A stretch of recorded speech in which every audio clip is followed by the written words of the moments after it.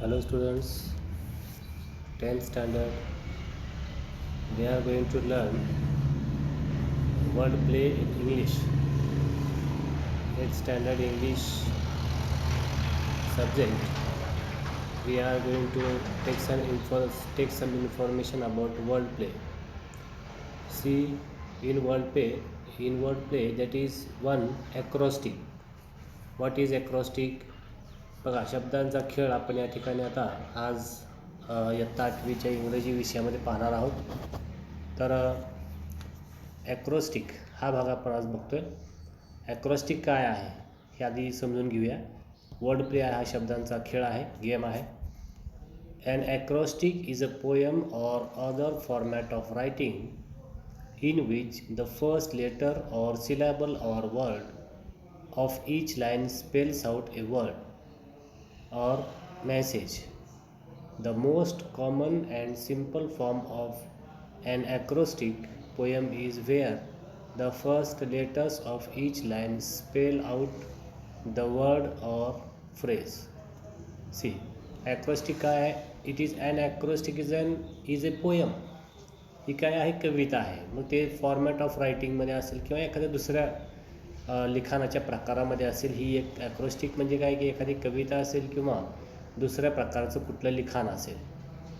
In which की ज्याच्यामध्ये the first letter ज्याच्यामध्ये पहिलं अक्षर ऑर सिलॅबल ऑर वर्ड किंवा पहिला शब्द of each line spells out a word की पहिला शब्द किंवा जे पहिले अक्षरं जे आहेत हे एक मेसेज देतात, एक शब्द तयार करतात. The most common and simple form of an acrostic poem is where the first letters of each line spells out the word or phrase.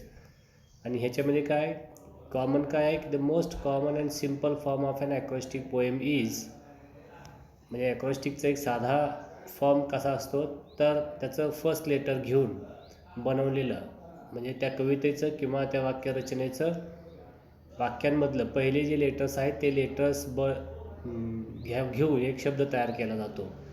तर अशा प्रकारे किंवा त्या अक्षरापासून त्या शब्दापासून त्याचे एक एक लेटरपासून एक वेगवेगळे शब्द किंवा वाक्य तयार करून आपण ॲक्रोस्टिक बनवतो. फॉर एक्झाम्पल या ठिकाणी बघा ॲन ॲक्रोस्टिक पोएम कशी आहे बघा. ॲक्रोस्टिकचं या ठिकाणी सांगितलेलं आहे. आता ॲक्रोस्टिक या शब्दामध्ये स्पेलिंग जर आपण याचं बघितलं तर काय आहे ACROSTIC बरोबर. तर हे ॲक्रोस्टिक पोएम आहे. आता ह्याचं जे ॲक्रोस्टिकमधलं जे प्रत्येक लेटर आहे म्हणजे ई असेल, सी असेल, आर असेल, OSTI आणि C हे काय आहेत की त्या ॲक्रोस्टिकचं स्पेलिंगमधले अल्फाबेट्स आहेत, राईट. तर या अल्फाबेट्सपासून प्रत्येक अल्फाबेटपासून एक वाक्य किंवा एक शब्द किंवा एक फ्रेज तयार करण्यात आलेले आहे. आणि याचे म्हणजे पहिल्या अक्षरापासून बनवलेले हे शब्द वाक्य किंवा फ्रेजेस आहेत. बघूया. ॲक्रोस्टिकच्या एपासून ॲन ॲक्रोस्टिक. दुसरं सी पासून क्रिएट्स ए चॅलेंज. सी पासून क्रिएट्स ए चॅलेंज. आर पासून random words on a theme. त्यानंतर ओ पासून whole sentence that rhyme. S पासून select your words carefully. T पासून to form a word from top to bottom. And is I पासून is the aim of this poetry style. And an acrostic C पासून choose a word then गो. तर अशा प्रकारे हे जर आपण वाक्यरचना जर बघितली तर ॲक्रोस्टिक याच्या स्पेलिंगपासून एक एक शब्द एक एक अक्षर घेऊन त्याच्यापासून शब्द किंवा शब्दसंग्रह किंवा वाक्य या ठिकाणी तयार केलेले आहेत. याला काय म्हटलं जातं? ॲक्रोस्टिक म्हटलं जातं. इकडं पहा परत दुसरं उदाहरण दिलेलं स्कूलचं स्पेलिंग आपण बघितलं तर काय आहे SCHOOL. मग ह्या प्रत्येक लेटरपासून आपण एक शब्द तयार करतो आहे बघा. एस पासून सुपर, सी पासून कूल, एच पासून हॅपी, ओ पासून ऑन टाईम, पर दुसऱ्या ओ पासून आउटडोअर प्ले, अँड यल पासून लर्निंग, असं ह्या स्कूलचं आपण ॲक्रॉस्टिक केलेलं आहे. तसंच फॅमिली या शब्दाचंही या ठिकाणी ॲक्रॉस्टिक केलेलं आहे. बघा, फॅमिलीचं स्पेलिंग FAMILY, फॅमिली. मग फॅमिली या शब्दामधल्या लेटरपासून बनलेले शब्द बघा. F पासून फादर, A पासून अँड, M पासून मदर, I पासून आय फक्त, L पासून लव, अँड Y पासून यू, असे father and mother, I love you, अशा प्रकारे हा ॲक्रॉस्टिक तयार झालेला आहे. तर अशा प्रकारे तुमच्या लक्षात आलं असेल की कशा पद्धतीनं हे ॲक्रॉस्टिक बनवलं जातं. ॲक्टिव्हिटी बघा तर तुमच्यासाठी. Now work in pairs and try to frame acrostics for the following words. आता होम, मदर, टीचर या शब्दांचे ॲक्रॉस्टिक तयार करा.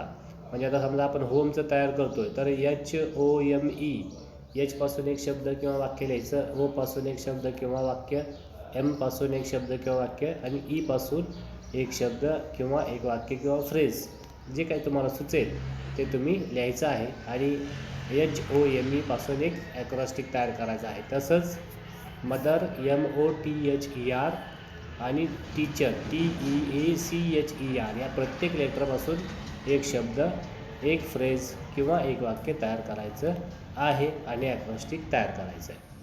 पुढं बघा, activity make an acrostic of your name and show it to your friends fun with words. बघा की तुम्ही काय करा, तुमच्या नावाचं स्पेलिंग लिहा आणि त्या स्पेलिंगपासून तयार होणारे शब्द किंवा वाक्य किंवा फ्रेजेस याचे ॲक्रॉस्टिक तयार करा.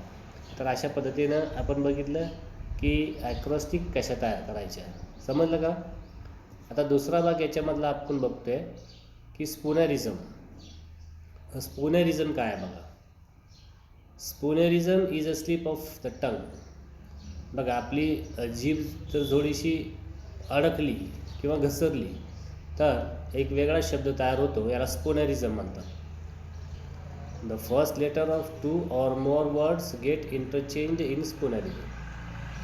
The first letters of 2 or more words म्हणजे पहिल्या 2 किंवा 2पेक्षा जास्त शब्दांचे जर पहिले लेटर्स आपण व्यवस्थित उच्चारले नाहीत किंवा ते जर इंटरचेंज झाले मधील त्या शब्दांचा जर बदल झाला तर एक वेगळाच उच्चार त्या शब्दांमधून होतो, त्याला आपण स्पूनरिझम असं म्हणतो. उदाहरणार्थ बघा, for example, go and shake A tower हे वाक्य आहे बघा. गो अँड शेक ए टॉवर जर आपण फास्टमध्ये वाचलं तर आपली जीभ घसरू शकते आणि गो अँड शेक ए टॉवरचं go and take a shower असंही अर्थ असाही आपण वाक्य निघू शकतं आपल्या तोंडून जर गडबडीमध्ये आपण वाचलं तर. गो अँड शेक ए टॉवरचं go and take a shower असं ते होतं. दुसरं बघा, I must mend the sail. I must mend the sail, I must send the mail. म्हणजे हे वाक्य आहे, I must send the mail.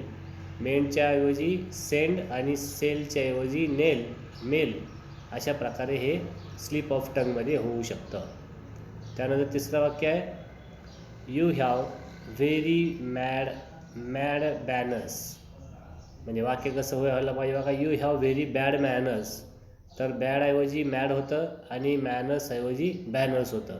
तर हे जीभ सटकल्यामुळं किंवा त्याला काय म्हणतात, स्लिप ऑफ टंग म्हणतात. म्हणजे स्लिप ऑफ टंग, जीभ घसरली की अशा प्रकारे वेगळे उच्चार आपल्या तोंडातून होतात. पुढं बा, नाव try to make a spoonerism of the following. हे खाली दिलेले जे वाक्य आहेत त्या वाक्यापासून वेगळे असे स्पूनरिझम होणारे किंवा जीभ घसरणारे कुठल्या प्रकारे शब्द तयार होतील हे तुम्ही लिहायचे, वाक्य तयार करायचे. पहिलं दिलं बघा, you missed my history lecture. You missed my history lecture. Missed आणि हिस्ट्री ह्या शब्दामध्ये असंही होऊ शकते बघा की यू हिस्ड माय मिस्टरी लेक्चर. असं हे मिसस्पेल होऊ शकतं किंवा स्पोनारिझम होऊ शकतं. त्यानंतर क्रशिंग ब्लो. क्रशिंग ब्लो ह्याचं बघा ब्रशिंग क्लो असंही होऊ शकतं. त्यानंतर तिसरं पार्डन मी मॅडम. ह्याचंही स्पोनरिझम आपल्याला तयार करता येईल. बघा तुम्ही कसं करताय. ॲक्टिव्हिटी आणखीन दिलेली आहे बा. Now correct the following sentences. खाली दिलेलं वाक्य अचूक करा, बरोबर करा, दुरुस्त करा. पहिलं, do you like to bead the red. Do you like to bed the red. बघा हे वाक्य कसं पाहिजे. Do you like to read in bed. बरोबर, म्हणजे बीच्या ठिकाणी आर पाहिजे, आरच्या ठिकाणी बी पाहिजे. इथं उलटं गेलं बघा. Do you like to read the bed, read in bed पाहिजे. इथं वाक्य कसं दिलं बघा. Do you like to bead in red. I can free my suit prints. बघा I can fee my suit prints ऐवजी काय पाहिजे तर I can fee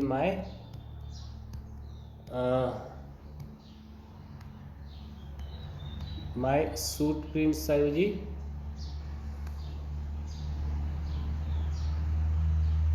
boot prints असं होईल.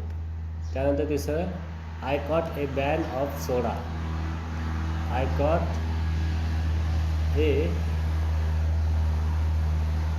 बघा याचंही आपल्याला या ठिकाणी स्पोनरिझम करायचं आहे वाक्य करेक्ट करून. Activity, visit a spoonerism link on internet. इंटरनेटवरती तुम्ही जा आणि स्पोनरिझम लिंक एक उघडा, त्याला भेट द्या. And collect examples of spoonerism and display it in the class. की त्याच्यामध्ये विविध असे स्पोनरिझमचे उदाहरण दिलेले आहेत, ते तुम्ही लिहून आणा आणि मुलांसमोर तुमची वही जी आहे ती दाखवा. तर अशा प्रकारे आपण आज ॲक्रोस्टिक आणि स्पोनरिझम ह्या दोन खेळांच्या शब्दांच्या खेळाविषयी माहिती घेतलेली आहे. तर तुम्ही ॲक्रोस्टिकबद्दल आणि स्पोनरिझमबद्दल इंटरनेटवरनं आणखीन माहिती गोळा करून क्लासमध्ये शेअर करायची आहे. तर या ठिकाणी आपण थांबूयात. धन्यवाद. थँक्यू.